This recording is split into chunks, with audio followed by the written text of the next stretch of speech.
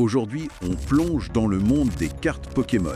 La question c'est comment démarrer ou enrichir une collection en 2025 sans y laisser sa chemise. Et puis on va jeter un œil attentif sur le marché chinois qui est en pleine explosion. Pour ça, on s'est basé sur pas mal de discussions, de collectionneurs passionnés sur YouTube, sur des forums aussi, et puis des analyses de boutiques spécialisées. Notre but, dégager des stratégies, des petites astuces pour collectionner intelligemment, et puis comprendre ce marché chinois, ses spécificités, son potentiel, et, attention, ses risques aussi. Alors, comment on fait pour trouver les perles rares sans se ruiner? Bon, une première piste assez classique mais toujours efficace, les brocantes, les vides-greniers.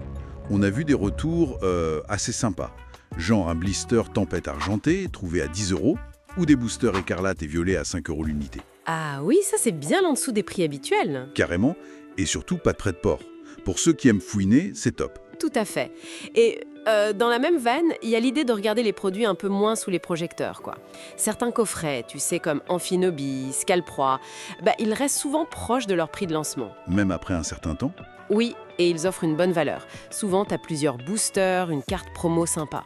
C'est pas mal pour éviter la folie des séries les plus recherchées du moment. Autre astuce qu'on voit souvent, c'est l'achat de cartes à l'unité. Il y a des boutiques physiques parfois qui sortent des vieux classeurs avec des cartes anciennes pas chères du tout. Genre quoi, par exemple? J'ai lu des exemples de Holos, Diamant et Perle à 2 €. Bon, c'est pas pour faire fortune, mais pour le plaisir de compléter. Ah oui, c'est sympa ça. Et puis, il y a les plateformes d'enchères en ligne, comme Whatnot. Là, avec un peu de chance, parfois, des cartes partent un peu sous leur cote. Faut être attentif. Oui, la fameuse cote, la valeur estimée. Et ça, c'est un conseil qui revient souvent chez les collectionneurs aguerris.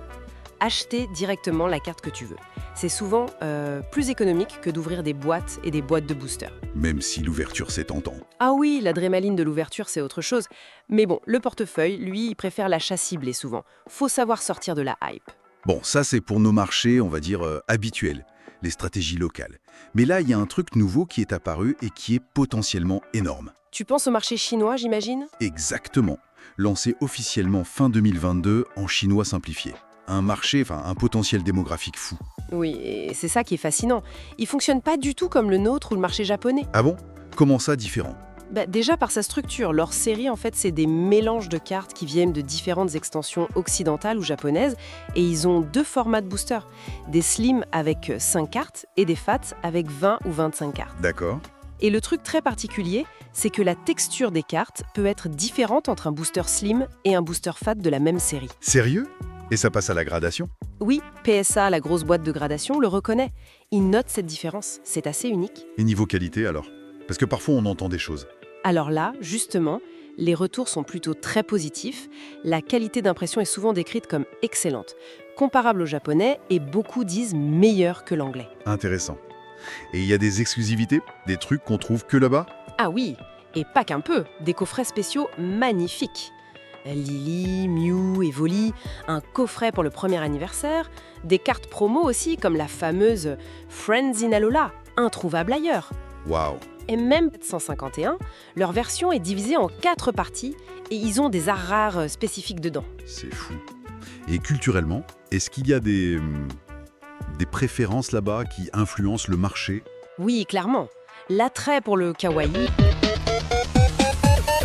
Hey boogie oogie bam bam, let's go body body boom boom. Hey boogie oogie bam bam, let's go body. le mignon genre Pikachu et Voli, c'est très très fort. Il y a aussi le concept de face, le statut social, qui fait que la rareté est hyper valorisée. D'accord.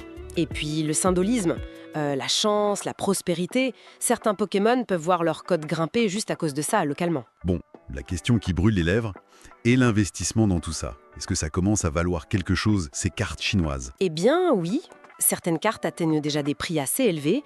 Elles rivalisent parfois avec les versions françaises ou anglaises. Le Noctali VMAX alternatif, par exemple. Oui, une carte très recherchée. Eh bien, en version chinoise, certaines sources l'estiment entre 300 et 600 €. C'est pas rien. Et les sets qui correspondent à nos séries populaires, comme Évolution Céleste chez nous, sont très demandés là-bas aussi. Mais j'imagine qu'il y a des bémols. Ah oui, il faut rester très prudent. C'est un marché hyper jeune, donc par définition, il est volatile. Les risques, il y a la contrefaçon, même si la qualité des cartes officielles est haute, faut rester vigilant. Logique. Il y a aussi la complexité des règlements en Chine, c'est pas toujours simple. Et puis, ça reste quand même une niche pour les collectionneurs hors de Chine. Donc le conseil, c'est quoi? C'est de bien se renseigner, suivre les tendances sur les plateformes locales comme Xianyu, pas juste regarder eBay. Et surtout, éviter de surpayer en croyant faire l'affaire du siècle. Ok, donc si on essaye de résumer tout ça. Pour collectionner Pokémon sans se ruiner en 2025, on a les méthodes classiques, brocante, produits moins tendance, achat à l'unité, c'est toujours valable. C'est ça. Et puis il y a ce nouveau terrain de jeu, le marché chinois. Qualité, exclusivité potentielle. Mais ça demande de la prudence et de bien faire ses devoirs. Exactement. Et peut-être une petite réflexion pour finir.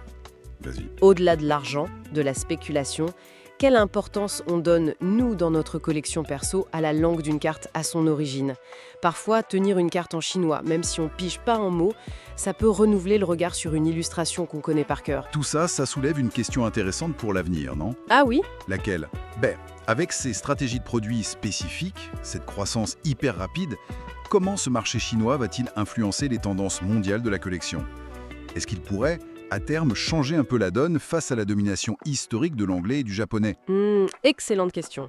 Ça pourrait redistribuer les cartes, si on peut dire. Exactement. Une affaire à suivre de très près.